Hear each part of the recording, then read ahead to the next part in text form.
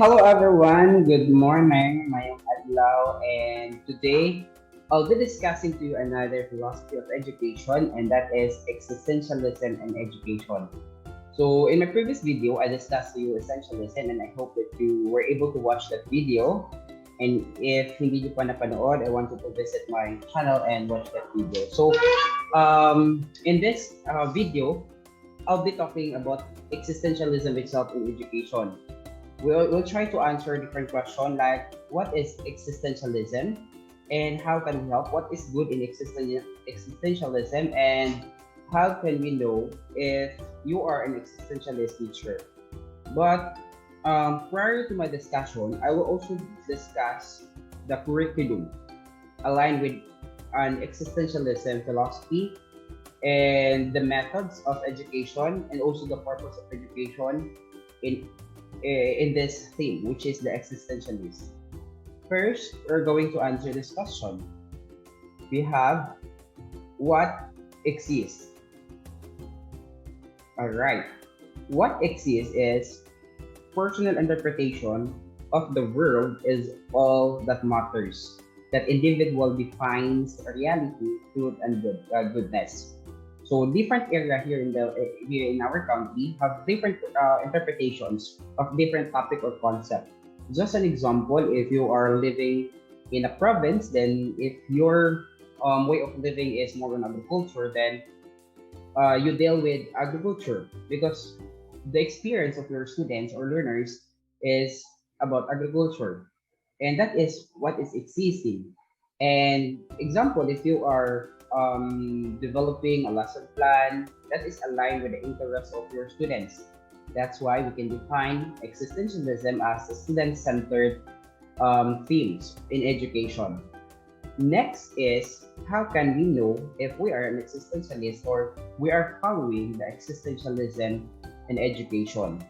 First is that we can know ourselves and our place in society. We can learn what we want to learn. And that is really the quotation of an existentialist teacher. Kailangan bigyan natin ng students kung ano yung gusto nilang matutunan. And another is how can we know? By determining for ourselves what is true, right, or even beautiful. So if we think that master's degree can help us for promotion, then we'll try to enroll ourselves. And for our students, for future teacher, if your students want to know about photosynthesis in another way of teaching, then you provide them plenty of strategy or opportunities. That is how we teach under this philosophy.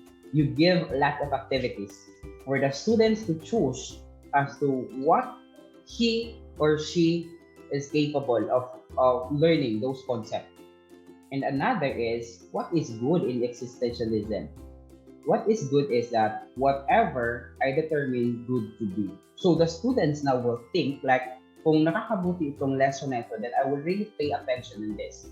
If a computer system servicing can help me to develop really my skills in teaching or integrating technology in my teaching, then I will enroll in CSS or computer system servicing. If not, then I will not go with that training. So as easy as that, the students have the choice to choose as to what concept or learnings na yung gusto niya ma-acquire. And that is based on his or her experience.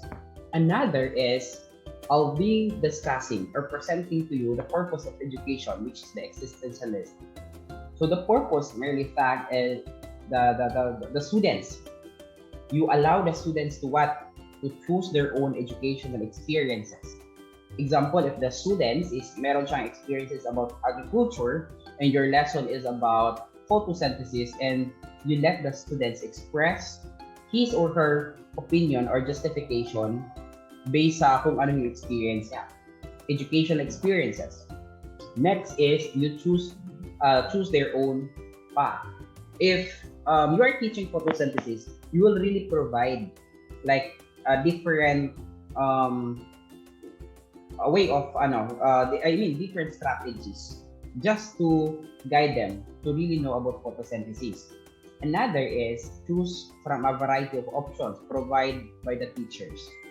That is what I am telling you, that you really provide a variety of options to your students. That's why we can define this as student-centered themes in education. Another is the methods of education. First is we provide students with freedom to choose when or what to learn. That's why this education 4.0 is really aligned with this existentialism. Why? Because we are just providing modules, videos, or other learning materials, and we're giving them freedom as to when or where they will learn those concepts using the LMS. And next is the net create goals or objectives for an entire class. So, as an existentialist teacher, hindi ka gumagawa ng goal for the entire class. Student A is different of student B.